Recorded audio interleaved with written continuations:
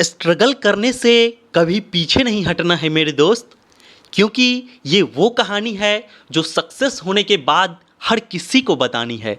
तो energy booster आपका अपना channel quiz of the day with AJ में आपका स्वागत है। और आज की इस वीडियो में मैं लेकर के आया हूँ HRRL मतलब HPCL राजस्थान रिफाइनरी लिमिटेड के सिलेबस बेस्ड पे आधारित प्रैक्टिस सेट का पार्ट 3। और दो वीडियो मैं ऑलरेडी अपलोड कर चुका हूं, प्रैक्टिस सेट 1 और प्रैक्टिस सेट 2। अगर आपसे बाय चांस वो वीडियो मिस हो गया है तो मैं इस वीडियो के डिस्क्रिप्शन में एक प्लेलिस्ट का लिंक डाल दिया हूं, जहां पे आपको दोनों प्लेलिस्ट एक जगह मिल जाएगा। और जैसा कि मैं दोनों वीडियो में उसके सिलेबस के बारे में चर्चा कर चुका हूं, तो इसमें मैं ज़्यादा बातें नहीं करूंगा। और जैसा कि आप मेरे दोनों वीडियो में देख चुके हैं कि मैं पहले पार्ट 1 लेकर के आता था, फिर पार्ट 2, लेकिन इस क्वेश्चन में इसमें मैं पहले पार्ट 2 लेकर के आया हूं, जो कि आपका 70 मार्क्स का है। उसके बाद पार्ट 1 का जो आपके एग्ज़ाम में पूछा जाएगा वो मैं सेकेंड पोर्शन में रखा हूं। ठीक है, तो चलते हैं क्वेश्चन की तरफ। पहला क्वेश्चन है hybridization of carbon in benzene. अब आपको बताना है बेंजीन में कार्बन का हाइब्रिडाइजेशन कितना होता है।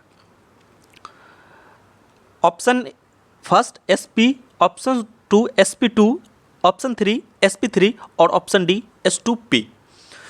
तो इसका पहले आपको अगर आंसर आता है तो ज़रूर आप लोग लगा लीजिए, मैं इसका आंसर बता देता हूँ। इसका जो राइट आंसर है वो है ऑप्शन 2। ठीक है, और इसका थोड़ा सा एक्सप्लेनेशन आप लोग देख लीजिए, वीडियो को पॉज करके एक बार पढ़ लीजिए इसको। ठीक है, तो हो सकता है इससे भी कुछ क्वेश्चंस आपको एग्जाम में आ जाए। ओके, इसमें हो सकता है आपके एग्जाम में ये पूछा जा सकता है कि कितना सिग्मा बॉन्ड होता है, कितना पाई बॉन्ड होता है। तो ये आपको इस पॉइंट में आप देख लीजिए, यहाँ मेंशन्ड है out of 4 pairs 3 are sigma and 1 pi. देखिए बेंजीन में 3 जो है सो 3 जो है वो सिग्मा बॉन्ड है और एक जो है वो पाई बॉन्ड है। तो ये भी एक अपने आप में क्वेश्चन है, शानदार क्वेश्चन है। आपसे पूछा जा सकता है कि बेंजीन में कितना सिग्मा बॉन्ड है और कितना पाई बॉन्ड है, number of pi and sigma bonds in benzenes. Okay, ये आपको पूछा जा सकता है। हो सकता है आपसे बेंजीन का फार्मूला पूछ दे, हो सकता है आपसे बेंजीन का स्ट्रक्चर ऑप्शन में दे दे, तो उसमें ध्यान देना है एक के बाद एक डबल बॉन्ड होता है। ठीक है, और उसका जो डेंसिटी होता है 876 kg पर मीटर क्यूब होता है। ठीक है, तो यहाँ से भी दो क्वेश्चंस बन रहे हैं, एक तो फार्मूला वाला जो आने का चांसेस है पूछा जा सकता है, और एक स्ट्रक्चर वाला। स्ट्रक्चर में भी ध्यान दीजिएगा आप लोग, थोड़ा सा हो सकता ये एक के बाद एक है, कंफ्यूज नहीं होना है। उसके बाद चलते हैं अगले क्वेश्चन की तरफ। अगला क्वेश्चन है benzene react with bromine in presence of iron bromine as a iron bromide as a catalyst to form. अब आपको बताना है कि जब बेंजीन जो है ब्रोमीन के साथ रिएक्शन करता है, ठीक है, आयरन ब्रोमाइड कैटलिस्ट के प्रेजेंस में, तो क्या बनता है। जैसा कि आपके सिलेबस में मेंशन्ड है कि बेंजीन का जो रिएक्शन है वो पूछा जाएगा, बेंजीन से रिलेटेड क्वेश्चंस पूछे जाएंगे, इसका स्ट्रक्चर्स पूछा जाएगा। ये सब आपके सिलेबस में मेंशन्ड है, इसलिए मैं ये सब क्वेश्चन लेकर के आया हूँ। जैसे जैसे आप लोग देख रहे होंगे कि मेरा नंबर ऑफ प्रैक्टिस सेट बढ़ रहा है, क्वेश्चन का लेवल थोड़ा मैं ऊपर लेकर के आ रहा हूँ। ठीक है, तो इसका आंसर आपको बताना है, मैं इसका आंसर बता देता हूँ। इसका जो राइट आंसर है वो है ऑप्शन फर्स्ट। ठीक है, और ये देख लीजिए, ये इसका एक्सप्लेनेशन है, यही कह रहा था। ठीक है, ये इसका रिएक्शन, तो इसका जो फाइनल आंसर है वो ब्रोमो बेंजीन और HBr। ठीक है, पढ़ लीजिए एक बार conclusion. Benzene react with bromine in presence of iron 3 bromide as a catalyst to form bromo benzene and HBr। Okay, तो ये भी अपने आप में एक क्वेश्चन है। उसके बाद चलते हैं अगले क्वेश्चन की तरफ। अगला क्वेश्चन है हमारा the molecular formula of propane. अब देखिए प्रोपेन का मॉलिक्यूलर फार्मूला पूछ रहा है, तो मैं आपको पहले ही वीडियो में बताया था कि एल्केन का फार्मूला क्या होता है, तो आपको हम पहले ही वीडियो में वहाँ पे एक्सप्लेन कर चुके हैं कि 2NH2n+2 होता है एल्केन का। तो प्रोपेन तो एल्केन ग्रुप का ही है। अब आपको अच्छे से पता है एक कार्बन को हम बोलते हैं मिथ, क्या बोलते हैं, मिथ। 2 कार्बन को क्या बोलते हैं, इथ। और 3 कार्बन को क्या बोलते हैं, प्रोप, है ना। तो यहाँ पर प्रोपेन है, मतलब इसमें नंबर ऑफ कार्बन क्या है, 3 है। तो यहाँ N के जगह पे कितना मिल गया हमको, 3, ठीक है। तो H कितना हो जाएगा, 3 दूनी 6 दू 8, मतलब इसका जो राइट आंसर हो जाएगा वो हो जाएगा ऑप्शन 3। ओके, उसके बाद बढ़ते हैं अगले क्वेश्चन की तरफ। अगला क्वेश्चन है a hydrocarbon in which 2 carbon atoms are joint by double bond is called. अब आपको बताना है कि जिस हाइड्रोकार्बन में कार्बन कार्बन के बीच डबल बॉन्ड होता है उसको क्या बोलते हैं। Option A alkene, option A alkane, option 2 alkene और ऑप्शन 3 एल्काइन और आयनिक बॉन्ड। तो इसका जो आंसर है, इसका राइट आंसर है ऑप्शन 2 एल्कीन। और एक बार मैं आपको रिमाइंड करवा देता हूँ, आपको बताया हूँ कार्बन कार्बन के बीच जब सिंगल बॉन्ड होता है वो होता है एल्केन में, और डबल बॉन्ड जो होता है वो होता है एल्कीन में, और एल्काइन में जो है वो ट्रिपल बॉन्ड होता है, ठीक है। तो इसका आप लोग एक फ़ोटो भी देख लीजिए। एल्केन में देख रहे हैं कार्बन कार्बन के बीच सिंगल बॉन्ड है, एल्कीन में आपको कार्बन के बीच डबल बॉन्ड मिलेगा, और एल्काइन में कार्बन कार्बन के बीच ट्रिपल बॉन्ड मिलेगा, ठीक है।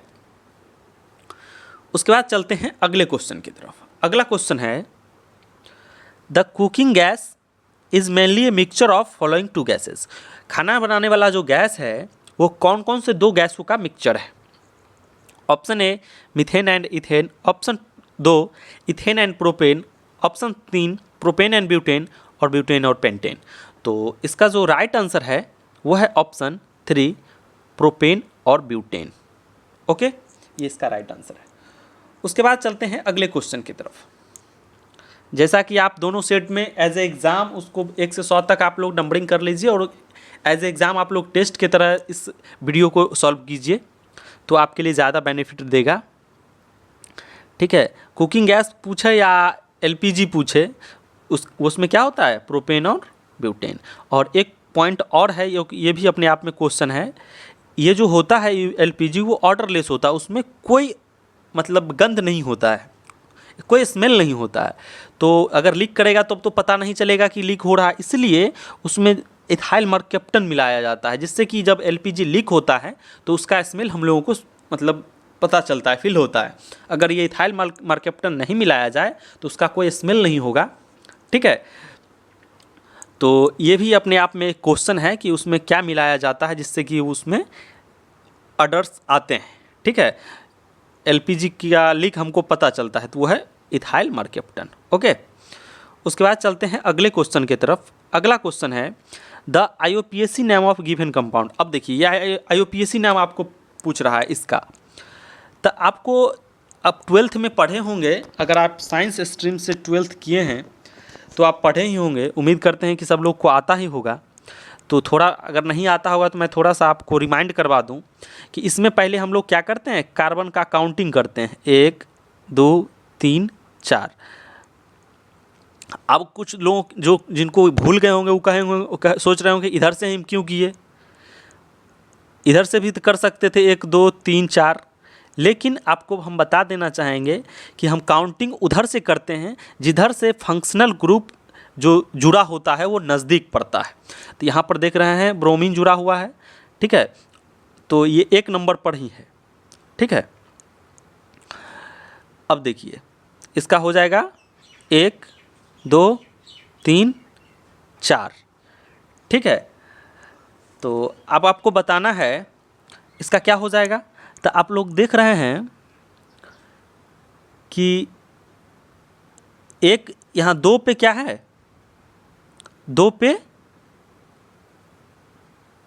ब्रोमीन है, 3 पे क्या है, मिथाइल है। तो इसका जो राइट आंसर हो जाएगा वो हो जाएगा, ये देख लीजिए किधर गया, इसमें हो जाएगा 2 ब्रोमो 3 मिथाइल ब्यूटेनोइक एसिड, ठीक है। 2 पे क्या है, ब्रोमो है, 3 पे मिथाइल है और 4 कार्बन का है तो ब्यूटेन, और COOH है इसलिए ओइक एसिड लगाया, ठीक है। कार्बोक्सिलिक ग्रुप का है ये, आप लोग पढ़े होंगे फंक्शनल ग्रुप, तो COOH लगा है इसलिए ओइक एसिड बेंजोइक एसिड का ये है कार्बोक्सिलिक ग्रुप का, ठीक है। उसके बाद चलते हैं अगले क्वेश्चन की तरफ। इसमें आपको बताना है IUPAC name of this compound. अब इसको बताना है आपको, तो इसमें भी क्या करना है, काउंटिंग कर लेना है, 1 2 3 4 5 6, ठीक है, इस तरह से। तो और उसके बाद देखिए, जैसे 1 पे यहाँ पे क्लोरो है और 2 पे ब्रोमो है, ठीक है। तो यहाँ पर इसमें क्या करेंगे, इसका आपको बताना है। तो क्या हो जाएगा यहाँ पे, देखिए यहाँ पे ऑप्शन नंबर 3 हो जाएगा, ठीक है। 3 ब्रोमो 1 क्लोरो और ये हेक्साडीन, ये पायरिडीन ग्रुप का है इसलिए हेक्साडीन, ठीक है। उसके बाद चलते हैं अगले क्वेश्चन की तरफ। अगला क्वेश्चन है water gas is a mixture of. Water gas जो है वो किसका किसका मिक्सचर है। Option A COH2, option B CON2, option C CO2H2, option D CH4 और H2। तो इसका जो राइट आंसर है वो है CO और H2, ठीक है। ऑप्शन फर्स्ट इसका राइट आंसर है, ठीक है। उसके बाद चलते हैं हम अगले क्वेश्चन की तरफ। अगला क्वेश्चन है efficiency of combustion of a fuel is judged by the dash of the flue gases. तो option A percentage of CO2, option B percentage of O2, option C temperature और ऑप्शन डी कलर। तो इसका जो right answer है वो है option B, ठीक है, परसेंटेज ऑफ O2। उसके बाद चलते हैं अगले क्वेश्चन की तरफ। अगला क्वेश्चन है heat generated in combustion on per kg basis is the highest for. अब इसमें बताना है पर केजी बेसिस पे जब हीट जनरेट होगा तो किस में ज़्यादा होगा, कार्बन में, हाइड्रोजन में, सल्फर में या ऑक्सीजन में। तो इसका जो राइट आंसर है वो है ऑप्शन बी, हाइड्रोजन। उसके बाद चलते हैं अगले क्वेश्चन की तरफ। अगला क्वेश्चन है the 3 T's for good combustion. अच्छे कंबशन के लिए 3 T जो है वो तीनों T का क्या मतलब हुआ। आप लोग इसका ऑप्शन देख लीजिए, बड़ा बड़ा ऑप्शन है, पढ़ने में समय जाएगा और 100 क्वेश्चन है तो इसलिए इसका ऑप्शन नहीं पढ़ेंगे। मैं इसका आंसर बता देता हूँ राइट। इसका जो राइट आंसर है वो है option a temperature, time and turbulence, ठीक है। अच्छा क्वेश्चन है, आप लोग ध्यान दीजिएगा। उसके बाद चलते हैं अगले क्वेश्चन की तरफ। अगला क्वेश्चन है which of the following test is used to determine impurities present in bitumen in the form of inert material. Option A loss on melting test, float test, ring and ball test, solubility test। तो इसका जो right answer है वो है option 4 solubility test. एक बार इसको आप देख लीजिए solubility टेस्ट में कैसा होता है, उसमें क्या होता है, इसमें सब के बारे में दिया हुआ है। जितना भी ऑप्शन है solubility test, float test, softening point, flash point, सबका यहाँ पे दिया हुआ है फायर पॉइंट, एक बार देख लीजिएगा, ठीक है। उसके बाद चलते हैं अगले क्वेश्चन की तरफ।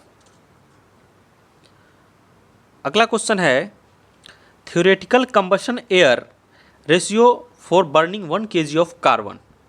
ऑप्शन ए 3.76, 4.76, 11.6 और 44। तो इसका जो राइट आंसर है वो है ऑप्शन 3। इसका जो राइट आंसर है वो है ऑप्शन 3, 11.6। उसके बाद चलते हैं अगले क्वेश्चन की तरफ। अगला क्वेश्चन है combustion process occurring at subsonic velocity with low pressure buildup is termed as. उसको क्या बोलते हैं, explosion, detonation, deflagration, none of this. तो इसका जो राइट आंसर है वो है ऑप्शन सी, डिफ्लेग्रेशन, ओके। इसका सी ऑप्शन जो है वो राइट है। उसके बाद चलते हैं अगले क्वेश्चन की तरफ। अगला क्वेश्चन है the monomer of polyvinyl chloride PVC। PVC का मोनोमर क्या है। Option A chloroethane, option B ethylene dichloride, option C ethyl chloride और ऑप्शन डी क्लोरोफॉर्म। तो इसका जो राइट आंसर है वो है ऑप्शन ए क्लोरोईथेन। ओके, उसके बाद चलते हैं अगले क्वेश्चन की तरफ।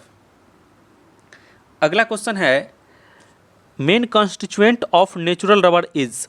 नेचुरल रबर का मेन कॉन्स्टिट्यूएंट क्या है? Option A polystyrene, option B polyisoprene, option C polybutadiene, option D polychloroprene. तो इसका जो राइट आंसर है वो है ऑप्शन बी पॉलीआइसोप्रीन। ओके, उसके बाद बढ़ते हैं अगले क्वेश्चन की तरफ। अगला क्वेश्चन है flexible foam are usually made of. Flexible foam जो होता है वो किस चीज़ का बना होता है? पीवीसी का, सिलिकॉन रबर का, पॉलीयूरेथेन का और पॉलीएमाइड्स का। तो इसका जो राइट आंसर है वो है ऑप्शन सी पॉलीयूरेथेन। ओके, उसके बाद बढ़ते हैं अगले क्वेश्चन की तरफ।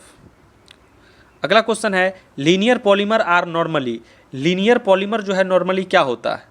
Thermosetting plastic, thermoplastic, elastomeric plastic having extremely high softening point. तो इसका जो राइट आंसर है वो है option B thermoplastic. Linear polymer जो होता है नॉर्मली क्या होता है? थर्मोप्लास्टिक होता है। उसके बाद चलते हैं अगले क्वेश्चन की तरफ। अगला क्वेश्चन है द मोनोमर ऑफ पॉलीटेट्राफ्लोरोइथिलीन PTFE, इसका मोनोमर क्या है?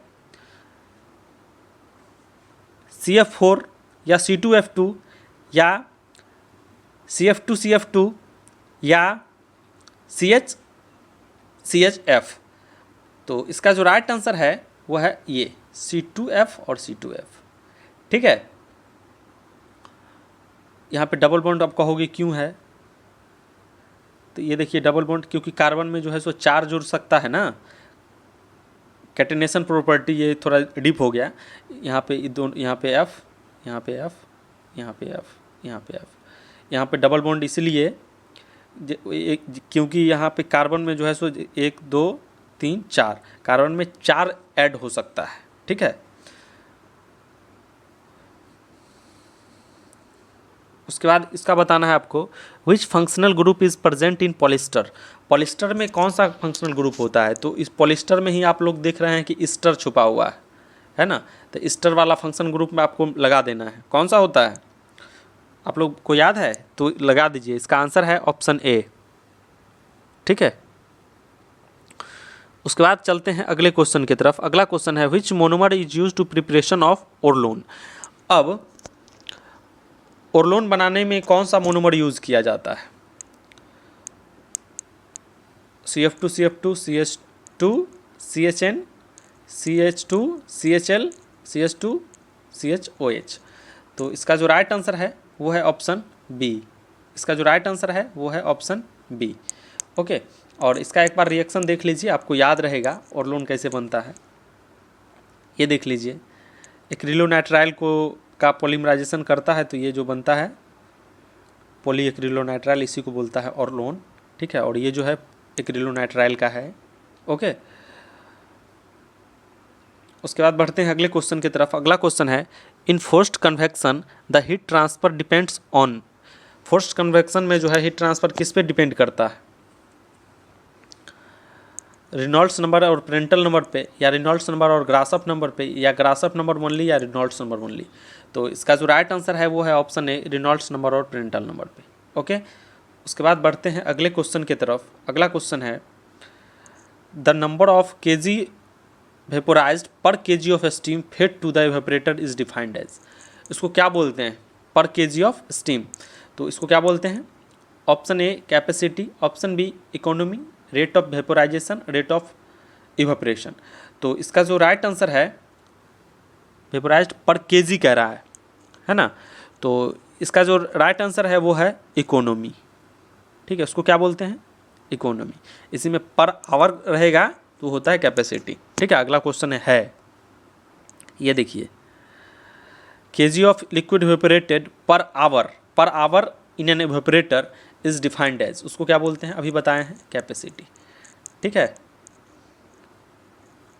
उसके बाद चलते हैं अगले क्वेश्चन की तरफ। अगला क्वेश्चन है multiparts heat exchangers are used. Multipass heat exchanger का यूज़ कहाँ पे करते हैं? इसका ऑप्शन आप लोग पढ़ लीजिए। वीडियो को पॉज करके फिर मैं इसका आंसर बताता हूँ। इसका जो राइट आंसर है option C, to obtain high heat transfer coefficient and shorter the tube. Okay, उसके बाद चलते हैं अगले क्वेश्चन की तरफ। बेफल स्पेसिंग, बेफल स्पेसिंग कितना होना चाहिए? इसका सब ऑप्शन आप लोग पढ़ लीजिए। मैं इसका राइट आंसर बता देता हूँ। इसका जो राइट आंसर है वो है should be less than 1/5 of the diameter of the shell. Okay, B answer उसका सही है। उसके बाद अगला क्वेश्चन है the purpose of floating head in a heat exchanger 2। Heat exchanger में फ्लोटिंग हेड क्यों दिया जाता है? Avoid buckling of the tube, provide supports of the tube, decrease the pressure drop, facilitate its lengthening if needed. तो इसका जो right answer है वह है option A, avoid buckling of the tube. Okay, उसके बाद चलते हैं अगले क्वेश्चन की तरफ।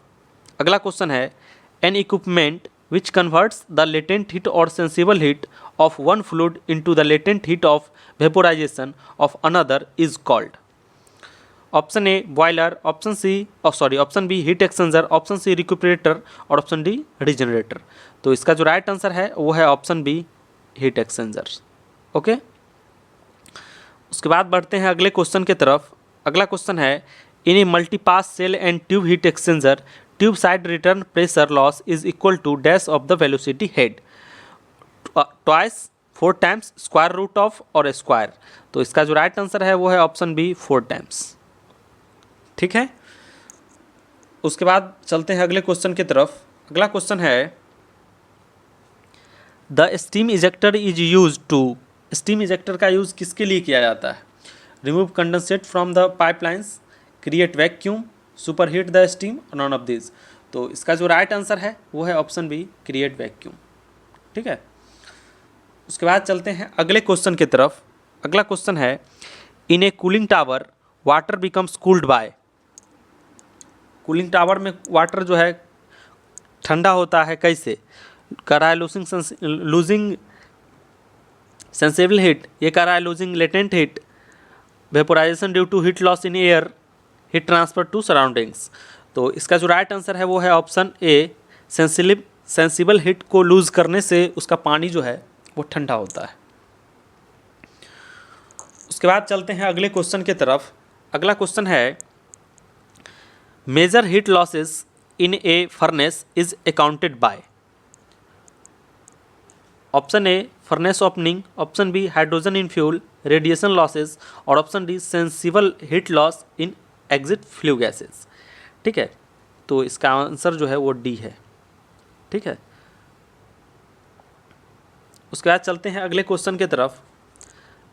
अगला क्वेश्चन है heat loss rate from a flat furnace surface is expressed in. Option A watt, option B joule, option C watt per metre square पर केल्विन और वाट पर मीटर स्क्वायर पर सेल्सियस। ठीक है, तो इसका जो राइट आंसर है वो है ऑप्शन ए, वाट। उसके बाद चलते हैं अगले क्वेश्चन की तरफ। अगला क्वेश्चन है the critical radius of insulation for spherical cell.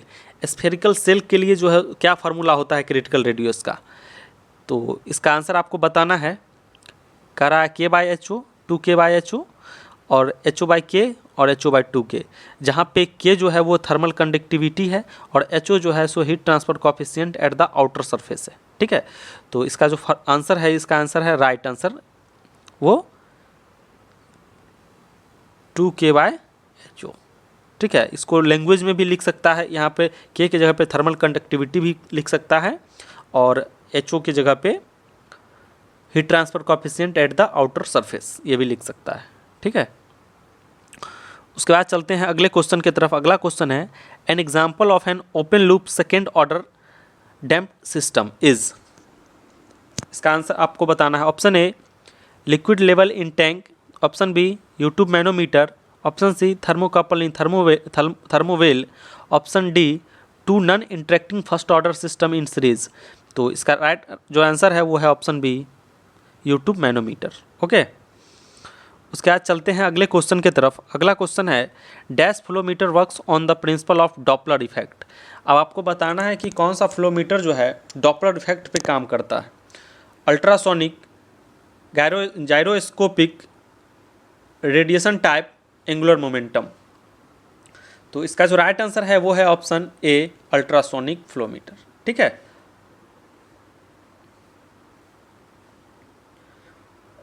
उसके बाद है अगला question, thermistor are made of. Thermistor जो है किसका बना होता है?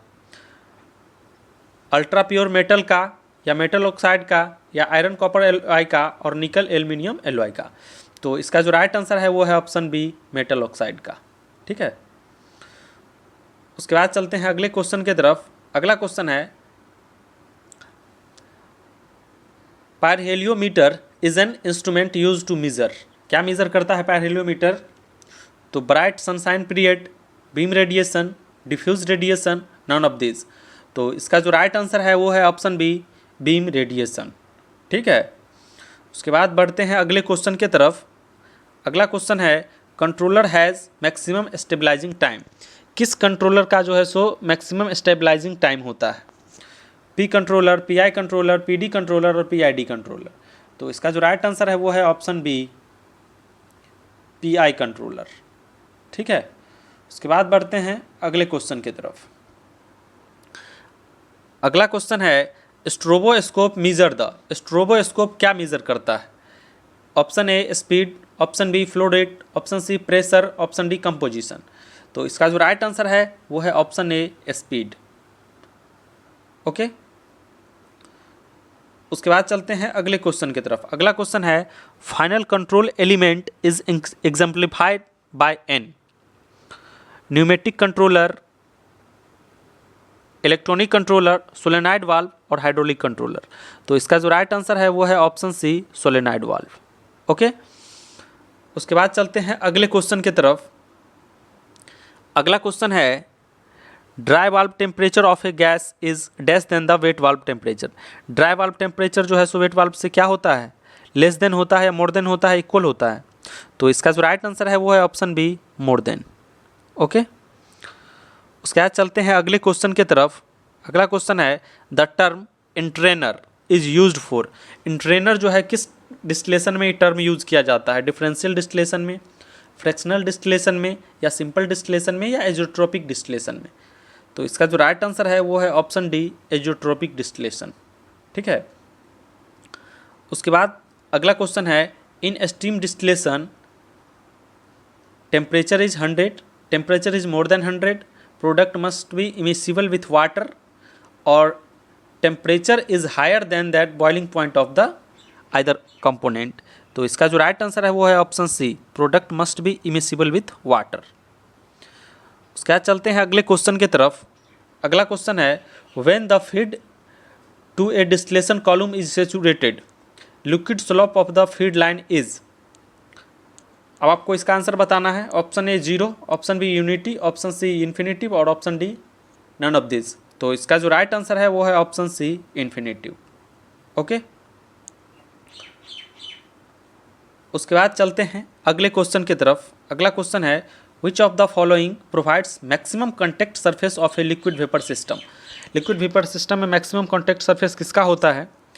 पैक्ड टावर का, बबल कैप प्लेट कॉलम का, सी प्लेट कॉलम का, या वेटेड वॉल कॉलम का। तो इसका जो राइट आंसर है वो है ऑप्शन ए, पैक्ड टावर का। ओके। उसके बाद चलते हैं अगले क्वेश्चन की तरफ। अगला क्वेश्चन है Rayleigh equation applied to dash distillation. Rayleigh equation का यूज़ किसके लिए किया जाता है? डिफरेंशियल इक्वेशन के लिए, फ्लैश डिस्टिलेशन के लिए, फ्रैक्शनल डिस्टिलेशन के लिए, या एजोट्रोपिक डिस्टिलेशन के लिए। तो आपको बता दूं कि ये डिफरेंशियल डिस्टिलेशन में जो है रिले इक्वेशन यूज़ किया जाता है। उसके बाद चलते हैं अगले क्वेश्चन की तरफ। अगला क्वेश्चन है which of the following parameter remain constant during chemical dehumidification. Dehumidification में कौन सा पैरामीटर जो है वो कांस्टेंट होता है? ऑप्शन ए डीबीटी मतलब ड्राई बल्ब टेम्परेचर, या वेट बल्ब टेम्परेचर, या partial pressure of the vapour, या नन ऑफ दिस। तो इसका जो राइट आंसर है वो है ऑप्शन ए, डीबीटी मतलब ड्राई बल्ब टेम्परेचर। ओके।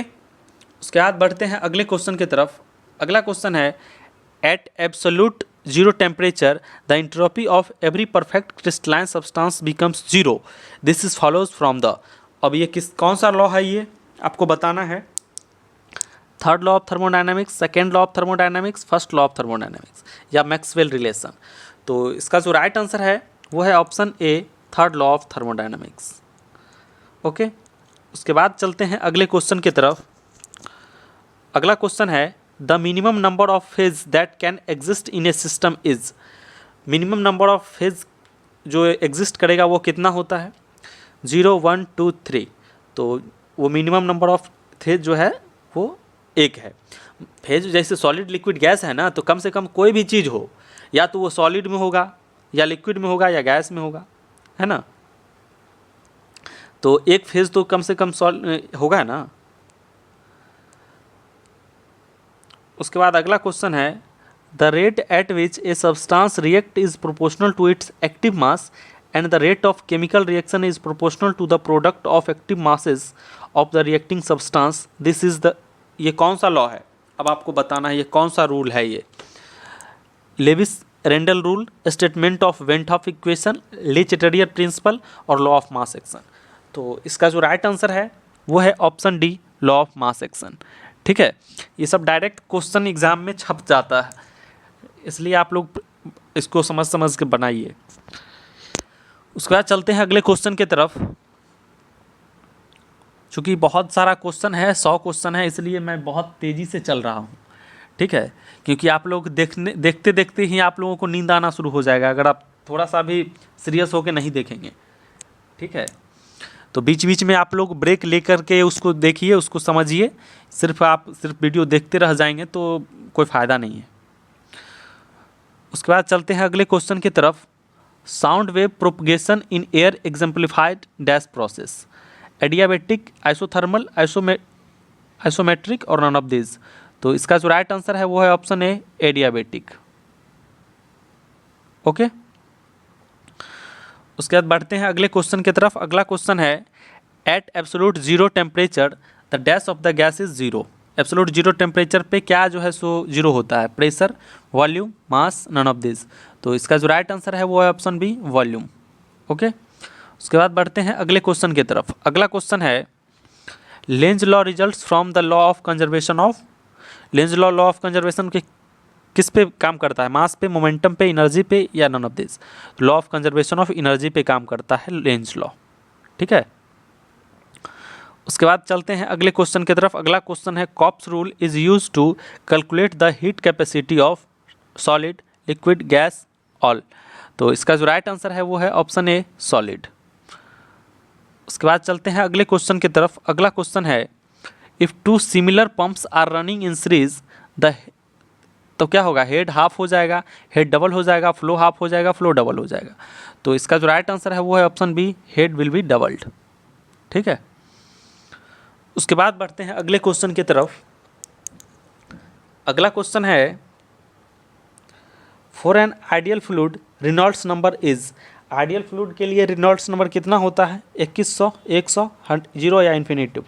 तो इसका जो राइट आंसर है वो है इन्फिनेटिव. ओके, उसके बाद बढ़ते हैं अगले क्वेश्चन की तरफ. अगला क्वेश्चन है pumps are axial flow pump. किस पंप को एक्सियल फ्लो पंप बोलते हैं? टरबाइन पंप को, प्रोपेलर पंप को, डिफ्यूज़र पंप को या नन ऑफ दिस. तो इसका जो राइट आंसर है वो है ऑप्शन बी, प्रोपेलर. ठीक है, उसके बाद बढ़ते हैं अगले क्वेश्चन की तरफ. अगला क्वेश्चन है C D is always dash C C. C D क्या है? Coefficient of discharge. और सी सी क्या है? Coefficient of contraction. ठीक है, सी डी जो होता है greater than, less than, equal to, either more or less. तो सी डी जो होता है हमेशा जो है सो सी सी से ज़्यादा होता है. उसके बाद चलते हैं अगले क्वेश्चन की तरफ. अगला क्वेश्चन है अब सी डी सी सी और सी बी में क्या रिलेशन है?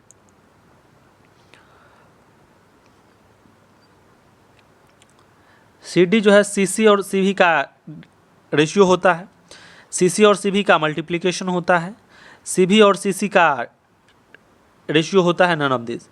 तो इसका जो राइट आंसर है वो है ऑप्शन बी।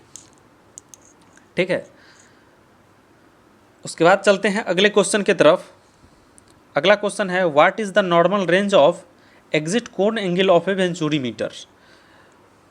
वेंचुरी मीटर के एग्जिट कोण एंगल लगभग कितना होता है, किस रेंज में होता है? 2 से 5, 7 से 15 या 15 से 25 या ग्रेटर देन 25। तो इसका जो राइट आंसर है वो है ऑप्शन बी 7 to 15। ओके, उसके बाद चलते हैं अगले क्वेश्चन की तरफ।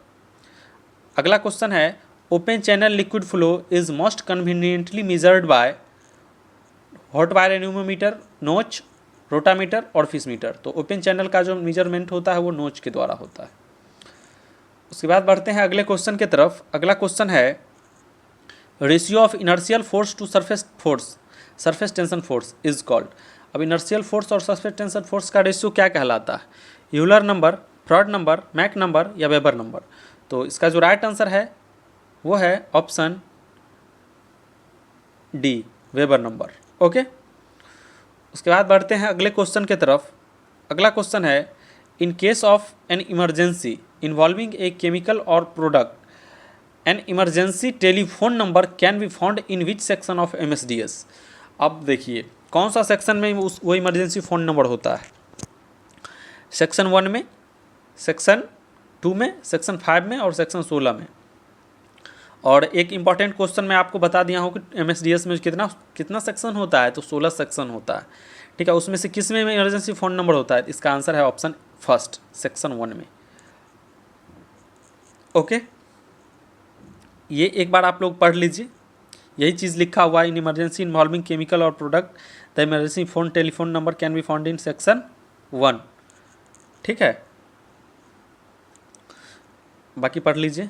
उसके बाद बढ़ते हैं अगले क्वेश्चन की तरफ। अगला क्वेश्चन है the pressure of LP steam. LP steam का प्रेशर लगभग कितना होता है?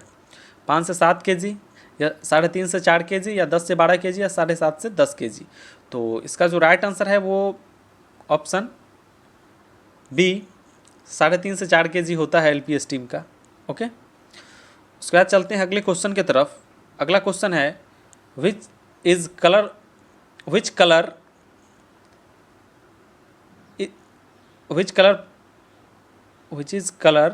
pipeline is used for nitrogen in industry. मतलब नाइट्रोजन में जो है सो पाइपलाइन का जो कलर कोडिंग किया जाता है कौन सा कलर का होता है? Black, white, blue, orange. तो इसका जो राइट आंसर है वो है वाइट। ओके, इसका राइट आंसर क्या है? वाइट। उसके बाद बढ़ते हैं अगले क्वेश्चन की तरफ। अगला क्वेश्चन है which of the following is a natural material rope fibre. इसमें से बताना है आपको कौन सा जो है सो नेचुरल मटेरियल है रोप फाइबर का। नाइलॉन, मनीला, पॉलिस्टर और पॉलीप्रोपिलीन। तो इसका जो राइट आंसर है वो है ऑप्शन बी, मनीला। उसके बाद आपको बताना है which type of pump are typically used as fire water pump. Fire water pump में नॉर्मली कौन सा पंप यूज़ किया जाता है? Reciprocating pump, centrifugal pump, screw pump और डायफ्राम पंप। तो इसका जो राइट आंसर है वो है ऑप्शन बी, सेंट्रीफ्यूगल पंप। ठीक है, और उसके बाद अगला क्वेश्चन है life of CO2 type fire extinguisher is. CO2 type का जो फायर एक्सटिंग्विशर होता है उसका लाइफ कितना होता है? 5 साल, 10 साल, 15 साल, नन ऑफ एबव। तो इसका जो राइट आंसर है वो है ऑप्शन सी, 15 ईयर्स। ठीक है, और टेक्निकल पोर्शन का हमारा लास्ट क्वेश्चन है a green triangle containing a letter would indicate an extinguisher may be used dash fire. अब देखिए ग्रीन ट्रेंगल जो है वो किस टाइप का वो फायर को इंडिकेट करता है? तो इसका आपको अगला स्लाइड थोड़ा सा दिखा दूं, आप लोग खुद समझ जाएंगे। ये देखिए, a green triangle containing a letter indicates that extinguisher may be used on class A fire. ठीक है, ठीक है, क्लास ए। तो इसका जो राइट आंसर हो जाएगा वो हो जाएगा ऑप्शन ए। तो इस तरह से आपका टेक्निकल पोर्शन का जो 70 क्वेश्चन था वो तो ख़त्म हो गया। बीच में आप लोग हो सके तो ब्रेक ले लीजिए, कंटिन्यू आप लोग लगे हुए हैं 40 मिनट से, थोड़ा ब्रेक लीजिए, क्योंकि अगला 30 क्वेश्चन जो आएगा उसमें आपको कुछ सॉल्व करना पड़ जाएगा, कुछ मैथमेटिकली है, कुछ रीजनिंग भी है, तो आपको उसमें सॉल्व करना पड़ेगा। तो बीच में कुछ देर का ब्रेक ले लीजिए, वीडियो को पॉज कर दीजिए, फिर उसके बाद आप लोग देखिएगा, हम वीडियो को कंटिन्यू करते हैं। ठीक है,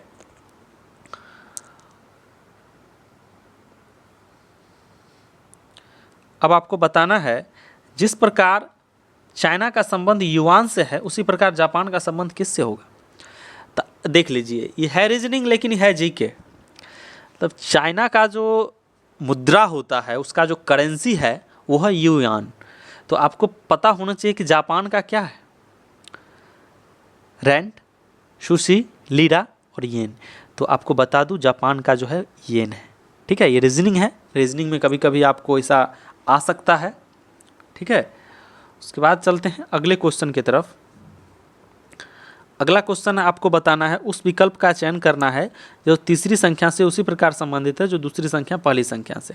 ये रीजनिंग आपको सॉल्व करना है। इसको आप लोग सॉल्व करिए, फिर आंसर लाइए, फिर मैं बता देता हूँ इसका आंसर। इसका आंसर आपको आना चाहिए 1336। अब कैसे सॉल्व करिएगा आप लोग सॉल्व करिए, इसका हिंट्स मैं दे देता हूँ। ठीक है, ये रहा इसका हिंट्स। कुछ नहीं किया है, उसका क्यू किया, उसमें 5 जोड़ दिया, इसी तरह से उसका अगला का भी क्यू करके 5 जोड़ दिया है। ठीक है, उसके बाद बढ़ते हैं अगले क्वेश्चन की तरफ। अगला क्वेश्चन ये देखिए, इसको आपको सॉल्व करना है। आप लोग इसको अपने तरफ से सॉल्व कीजिए, मैं इसका आंसर बता देता हूँ। इसका जो राइट आंसर है वो है ऑप्शन 3, और इसका मैं हिंट्स दे देता हूँ। ये देख लीजिए, ये इसका हिंट्स है। ठीक है, इस तरह से बनाना है। उसके बाद बढ़ते हैं अगले क्वेश्चन की तरफ। अगला क्वेश्चन है ए डी की माँ है और बी की बहन है। बी की एक बेटी सी है जो कि एफ से विवाहित है, तो जी ए का पति है, तो जी और डी का क्या रिलेशन है ये आपको बताना है। तो इसको आप लोग सॉल्व करिए, फिर मैं इसका पहले आंसर बताता हूँ, फिर मैं हिंट्स देता हूँ। इसका जो राइट आंसर है वो है ऑप्शन डी, पिता। ठीक है, और इसका आप लोग हिंट्स देख लीजिए। ठीक है, उसके बाद आपको बताना है, देखिए इस टाइप का क्वेश्चन एग्जाम में जब आएगा ना, जैसे इसके जगह पे क्या होगा, इस सब के जगह पे क्या होगा, तो इस टाइप को क्वेश्चन सॉल्व करने का आपके पास एक ही रास्ता है। ऑप्शन से जितना भी ये दिया रहेगा ऑप्शन में, आपको बारी बारी से सब में डाल के देखना पड़ेगा। इसके जगह पे एक बार ऑप्शन से इसको आपको फिट करना पड़ेगा। जब इतना आ जाएगा तब आपका आंसर पता चल जाएगा। ठीक है, इस टाइप के क्वेश्चन को आपको ऑप्शन डाल डाल के बनाना पड़ेगा। ठीक है, तो इसका आंसर आपको इसे 2 नंबर वाला आएगा, फर्स्ट ऑप्शन में नहीं आएगा, सेकंड ऑप्शन में जब आप ट्राई करेंगे तो वही आपका आंसर 727 आ जाएगा। ठीक है, उसके बाद बढ़ते हैं अगले क्वेश्चन की तरफ। अगला क्वेश्चन है, एक ग्रामीण पूर्व की ओर 3 किलोमीटर जाता है, फिर दक्षिण की तरफ मुड़ जाता है और 1.5 किलोमीटर जाता है। ठीक है, और फिर पूर्व की दिशा में मुड़ जाता है और आगे 2 किलोमीटर की दूरी तक चलता है, फिर अपने बाईं ओर मुड़ जाता है और आगे चल कर के 1.5 किलोमीटर चलता है, फिर प्रारंभिक स्थिति से वह कहाँ पे है। इसको आपको सॉल्व करना है। डायरेक्शन टेस्ट से आपको क्वेश्चन एग्जाम में आने वाला है। ठीक है, डायरेक्शन और डिस्टेंस टेस्ट से। तो इसको आपको सॉल्व जब आप करेंगे तो आप कुछ इस तरह से पाएंगे। ठीक है, तो इसका जो राइट आंसर है 5 किलोमीटर पूर्व। कौन सा ऑप्शन है? First option. ठीक है, इसको आप लोग सॉल्व जब करेंगे तो यही आंसर आएगा। उसके बाद चलते हैं अगले क्वेश्चन की तरफ। अगला क्वेश्चन रीजनिंग का है। ये आपको बताना है इस सीरीज में जब बढ़ रहा है तो अगला नंबर कौन सा होगा। ये देखिए, ये 2 का स्क्वायर है, ये 4 का स्क्वायर है, 6 का स्क्वायर है, 8 का स्क्वायर है, 2 बढ़ा रहा है, फिर 10 का है, फिर 12 का है, फिर 14 का है, फिर अब 16 का स्क्वायर होगा। तो 16 का स्क्वायर कौन सा होता है? ठीक है, इसी तरह से ये आपका हिंट है। ओके, उसके बाद चलते हैं अगले क्वेश्चन की तरफ। अगला क्वेश्चन फिर रीजनिंग से है। किसी निश्चित कूट भाषा में इसको ये लिखा जाता है, तो उसी कूट भाषा में इसको क्या लिखा जाएगा। तो अब आपको इसमें समझना पड़ेगा, जैसे जी को लिखा है 14, ऐसे जी का नंबर कितने नंबर पे आता है, 7 नंबर पे आता है, और उसको डबल कर दिया। ऐसे ही 1 नंबर पे आता है 2 लिख दिया, मतलब डबल कर दिया।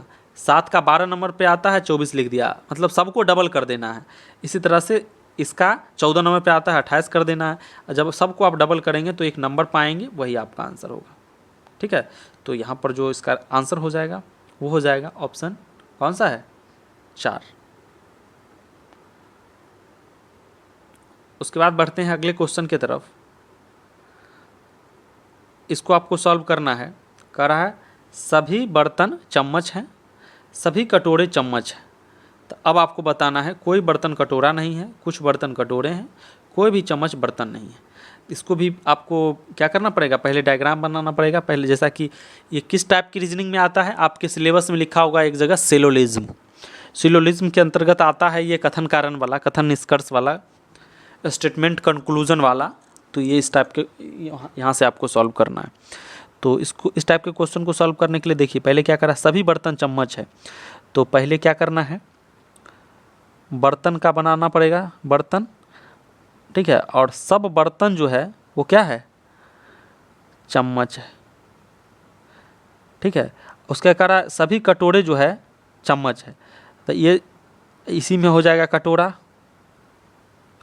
तो सब कटोरा जो है चम्मच है ना। तो अब कह रहा है, अब स्टेटमेंट ये कह रहा है कोई बर्तन कटोरा नहीं है, कोई बर्तन कटोरा नहीं है, पहला वाला सही है। दूसरा वाला कह रहा है कुछ बर्तन कटोरे हैं, कुछ बर्तन कटोरे हैं, ये दूसरा नहीं काम नहीं है। तीसरा कोई भी चम्मच बर्तन नहीं है, कोई भी चम्मच जो है बर्तन नहीं है, बिल्कुल सही बात है। मतलब सिर्फ पहला वाला जो है सो निकल रहा है निष्कर्ष, ठीक है। इसका डायग्राम कुछ इसी तरह से है। उसके बाद चलते हैं अगले क्वेश्चन की तरफ। अगला क्वेश्चन है उस सही विकल्प का चयन कीजिए जो दिए गए क्रम को अंग्रेजी शब्दकोश में दिखाता है। अब आपको डिक्शनरी में कौन सा वर्ड पहले होगा ये आपको देखना है। तो ऐसे में देखिए यहाँ पे कैसे आप लोग लिखेंगे। तो देखिए जैसे तो डी डिक्शनरी में जनरली पहले ए वाला होता है फिर बी वाला। देखिए डी तो सब में है, तो पहला लेटर से नहीं पकड़ाया। दूसरा देखेंगे डी आई सब में, फिर डी आई है, डी आई एस भी सब में है ना। फिर अगला लेटर भी सब में है, ए। देखिए तो उसके बाद देखिए डी आई एस सब में है, फिर ए। तो इसको जब आप डिक्शनरी में देखेंगे तो जब आप इसको बनाएंगे तो आपको आंसर इस तरह से आएगा। सबसे पहले इसमें डिसएडवांटेज आएगा, फिर डिसअपीयर आएगा, फिर डिसअपॉइंट आएगा, ठीक है। इसी तरह से डिक्शनरी में बढ़ता जाएगा। क्योंकि देखिए डी आई एस के बाद ए, उसके बाद देखिए यहाँ सबसे पहले ये डी आया, डी आई एस ए तो सब में था, तो पहले डी वाला आया, फिर पी वाला आया, है ना।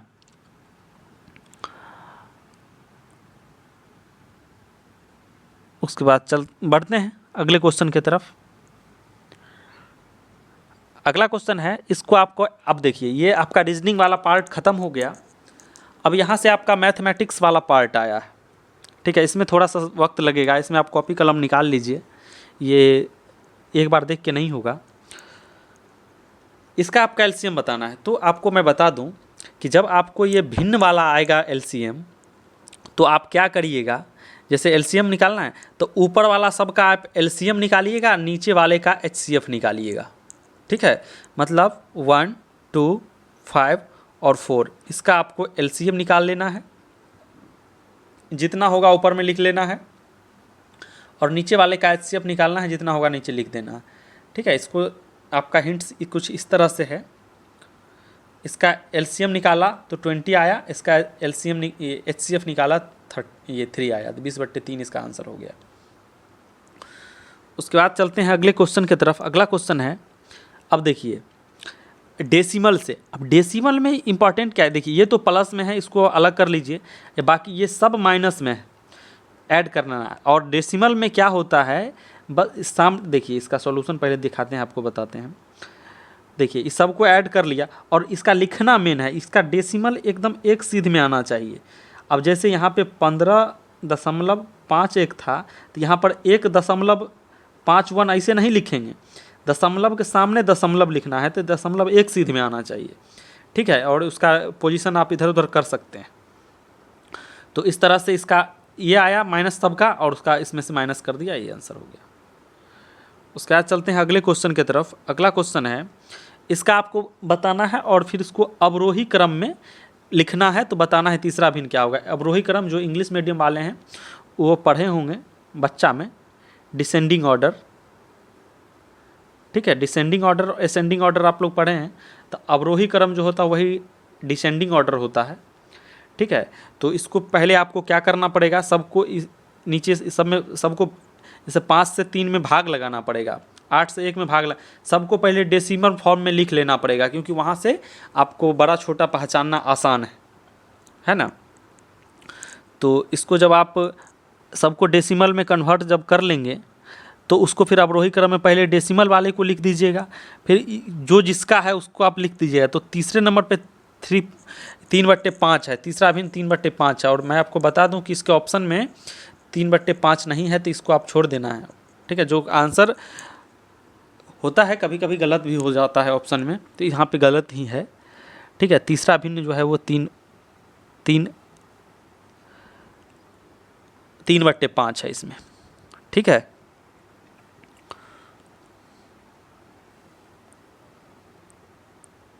अब देखिए इसको आपको सिंप्लीफिकेशन से है क्वेश्चन, इसको आपको सॉल्व करना है, और इसका मैं ऑप्शन नहीं दिया हूँ, इसको आपको पहले सॉल्व कर लीजिए, फिर मैं डायरेक्ट आंसर ही बताऊँगा आपको। इसको आप सॉल्व कीजिए, थोड़ा बड़ा क्वेश्चन है, इसमें एक बड़ा क्वेश्चन आप सॉल्व कर लेंगे तो इसमें छोटा छोटा क्वेश्चन बहुत सारा आ जाएगा, है ना। तो इसलिए एक बड़ा सा क्वेश्चन आप सिंप्लीफिकेशन का सॉल्व कर लीजिए। इसका सॉल्यूशन मैं दिखा देता हूँ, कुछ इस तरह से है इसका सॉल्यूशन, ठीक है। इसमें पहले छोटी ब्रैकेट वाले का यूज़ किया है, बाकी सबको जैसे का तैसा आपको लिखते जाना है, और इसको पहले आपको सॉल्व करेंगे तो इतना आएगा। उसके बाद फिर क्या करना है, का वाले का यूज़ करना है, फिर भाग वाले का यूज़ करना है, फिर मल्टीप्लिकेशन का, फिर प्लस का, फिर इस तरह से करना है, ठीक है। अब आपको ये बताना है, इसका वैल्यू इन्फिनिटिव है तो इसका वैल्यू क्या होगा आपको बताना है। तो इस टाइप के क्वेश्चन को सॉल्व करने के लिए आपको क्या करना पड़ेगा, पहले सबको जो है सो x मान लीजिए, √2 के बाद जितना भी है x, ठीक है। तो स्क्वायर उधर जाएगा तो रूट इधर जाएगा तो इधर स्क्वायर आ जाएगा, तो 2 + x स्क्वायर, तो ये आपको एक फैक्टर आ जाएगा गुणनखंड। इसको जब निकालेंगे तो x का वैल्यू निकल जाएगा 2, ठीक है। तो इसका आंसर जो होगा वो 2 होगा। उसके बाद चलते हैं अगले क्वेश्चन की तरफ। A B C D 4 क्रमागत विषम संख्या है जिसका औसत 42 है, तो B और D का गुणनफल क्या होगा। क्रमागत विषम संख्या किसको बोलते हैं, जिसमें 2 से भाग नहीं लगेगा। अब जैसे एग्जांपल ले लीजिए कि जैसे 1, उसके बाद 2 नहीं होगा 3, उसके बाद 4 नहीं होगा 5, मतलब आप देख रहे हैं 2 बढ़ रहा है। मतलब पहला संख्या अगर x मान लेंगे, दूसरा संख्या x + 2 हो जाएगा, फिर तीसरा संख्या x + कितना 4 हो जाएगा। इसी तरह से 4 क्रमागत संख्या का आपको औसत निकाल देना है। देखिए x पहला, देखिए विषम संख्या x + 1, फिर x + 3, फिर x + 5, इसी तरह से, और सबका औसत निकाल लेना है। इसका औसत दिया हुआ है तो नीचे 4 होगा तो 4 इधर जाकर मल्टीप्लाई हो जाएगा, यहाँ से x का वैल्यू आपको निकल जाएगा 38, तब पहला संख्या हो जाएगा 39, दूसरा संख्या हो जाएगा कितना 41। इसी तरह से आपको B और D का जब निकालेंगे तो ये आपका आंसर आ जाएगा, ठीक है। उसके बाद चलते हैं अगले क्वेश्चन की तरफ। अगला क्वेश्चन है, सुरेश की आयु पिता की आयु से आधी है। सुरेश की आयु क्या है, पिता की आयु से आधी है, तो 20 वर्ष बाद पिता की आयु उसकी आयु से 1.5 गुना हो जाएगा, तो उसके पिता की वर्तमान आयु कितनी है, ये आपको बताना है। इसको आपको सॉल्व करना है, एज प्रॉब्लम है। इसको जब आप सॉल्व करेंगे तो आप पाएंगे इसका आंसर जो है वो 40 ईयर्स है, ठीक है। इसको आप सॉल्व करिए, हिंट आपको यहाँ मिला हुआ है, ठीक है। उसके बाद चलते हैं अगले क्वेश्चन की तरफ। ये परसेंटेज का सिंपल सा सॉल्यूशन है, इसको आप लोग फटाक से सॉल्व कर लीजिए, ठीक है। इसका आंसर 130 आएगा। उसके बाद ये क्वेश्चन है 36 संतरे बेचने पर एक फल विक्रेता को 4 संतरे के विक्रय मूल्य के बराबर हानि होती है तो हानि का प्रतिशत क्या है। ठीक है, इसको आप लोग सॉल्व करिए, हिंट्स मैं दे देता हूँ। इसका आप इस तरह से सॉल्व जब करेंगे आप तो इसका आंसर आ जाएगा 10%। ठीक है, उसके बाद चलते हैं अगले क्वेश्चन की तरफ। अगला क्वेश्चन है, अब ये देखिए, इसका आपको निकालना है। ए इतना दिया हुआ है, बी इतना दिया हुआ है। ठीक है, तो आपको ए बी सी का अनुपात निकालना है। तो यहाँ से ए अनुपात बी निकाल देना है, यहाँ से बी अनुपात सी निकाल देना है, और हम आपको सिखाए हैं उसके बाद। ठीक है, यहाँ देखिए, ए अनुपात बी निकाल दिया, पहले ए अनुपात बी निकाल दिया, बी अनुपात सी निकाल दिया, फिर उसके बाद ए अनुपात बी अनुपात सी निकाल दिया आराम से। ओके, उसके बाद चलते हैं अगला क्वेश्चन की तरफ। अगला क्वेश्चन है, ए तथा बी एक काम को मिलकर के 8 दिन में करता है, बी और सी उसी काम को 12 दिन में करता है, सी और ए उसी काम को 15 दिन में करता है, तो सी अकेला कितना दिन में करेगा। इसको सॉल्व कर लीजिए आप लोग। इसको जब आप लोग सॉल्व करेंगे, देखिए ए और बी का एक दिन का काम का पहले निकालना पड़ेगा, 1/8 बी और सी का एक दिन का काम। ठीक है, और तीनों को जब जोड़ देंगे तो फिर आपको ए बी सी का काम निकल जाएगा। ए बी सी का एक दिन का काम आपको मिल जाएगा, तो सी का एक दिन का काम आपको निकालना है। ठीक है, तो इसमें क्या करना पड़ेगा, ए और बी का अलग उसका माइनस कर देना पड़ेगा। यहाँ देखिए, मतलब इस तीनों का एक दिन का काम और ए प्लस बी का दोनों को माइनस कर दिया, मतलब इतना में से आपको 1/8 घटा लीजिएगा, वो फाइनली जो आएगा वही एक अकेले करेगा सी। उसके बाद है, कंपाउंड इंटरेस्ट से कोई धन चक्रवृद्धि ब्याज की दर से 15 वर्ष में 2 गुना हो जाता है तो कितने वर्ष में ये 8 गुना हो जाएगा। इसको आपको सॉल्व करना है। इसको आप लोग सॉल्व करिए। इसको जब आप सॉल्व करेंगे तो इसका आंसर आ जाएगा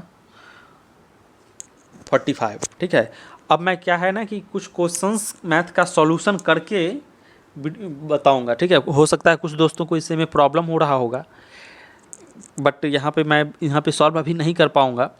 मैं सिर्फ मैथमेटिक्स का कुछ क्वेश्चंस जो इम्पोर्टेंट एग्जामिनेशन में आते हैं उसका सॉल्यूशन मैं क्वेश्चन के साथ बोर्ड पे एक्सप्लेनेशन कर दूंगा कुछ क्वेश्चंस का।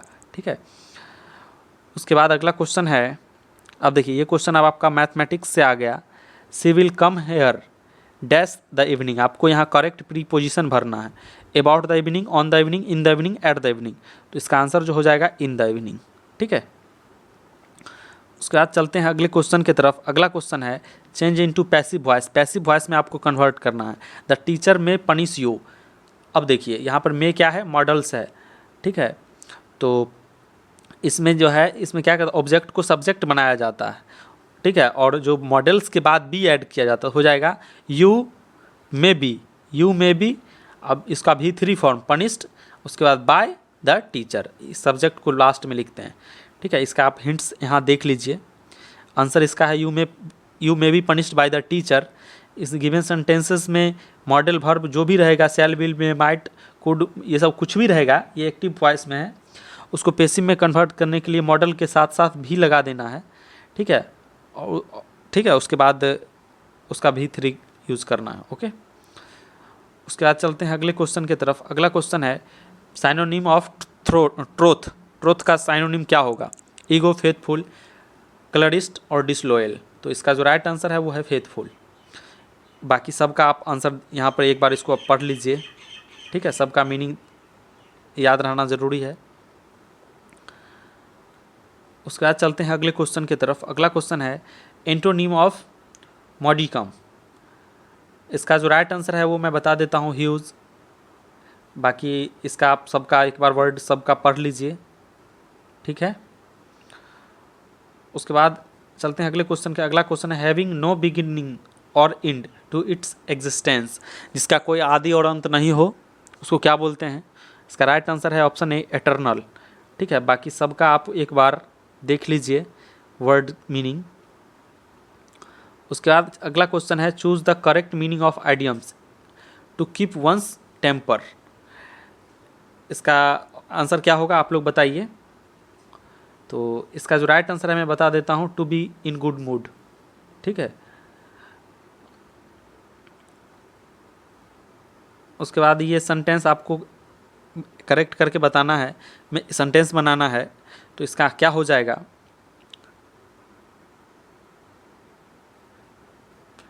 इसका सेंटेंस ये है, he suddenly left the house, ये इसका सेंटेंस है। He suddenly left the house, इस हिसाब से देखिए, ही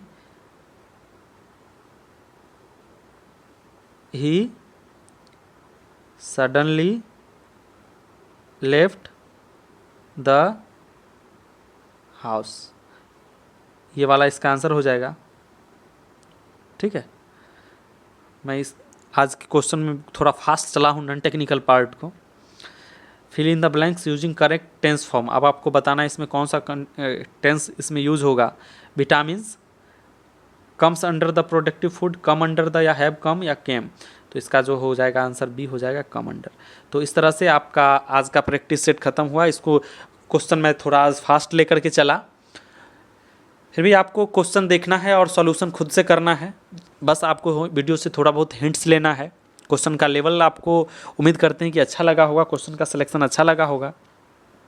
अपने दोस्तों को आप लोग शेयर कर दीजिए, क्योंकि हमारे चैनल पे आपके आने वाले एग्ज़ाम के लिए कुछ ना कुछ आपको मिलता रहेगा। ठीक है, और जितना आप लोग अपने दोस्तों को शेयर कर देंगे उतना ही मुझे मोटिवेशन मिलेगा और वीडियो बनाने का मन होगा। तो ज़्यादा से, क्योंकि वीडियो मैं इतना आप लोगों के लिए मेहनत करता हूँ, क्वेश्चन कलेक्शन करके फिर उसको PDF ये बनाना इस टाइप से, तो ये काफ़ी समय लगता है। तो अगर मेरा मेहनत ज़्यादा लोगों को फ़ायदा मिलेगा, ज़्यादा दोस्तों को उससे बेनिफिट मिलेगा, तो उससे हमको मोटिवेशन मिलेगा और मैं ज़्यादा से ज़्यादा आप लोगों के लिए ज़्यादा से ज़्यादा वीडियो लेकर के आऊँगा। अगर ज़्यादा से ज़्यादा लोग को फ़ायदा नहीं होगा तो फिर वीडियो बनाने में मज़ा नहीं आएगा। ठीक है, तो जितना हो सके वीडियो को आप लोग शेयर कर दीजिए, जिससे कि आपको और ज़्यादा से ज़्यादा वीडियो मैं प्रोवाइड कर सकूँ। पूरा वीडियो देखने के लिए धन्यवाद।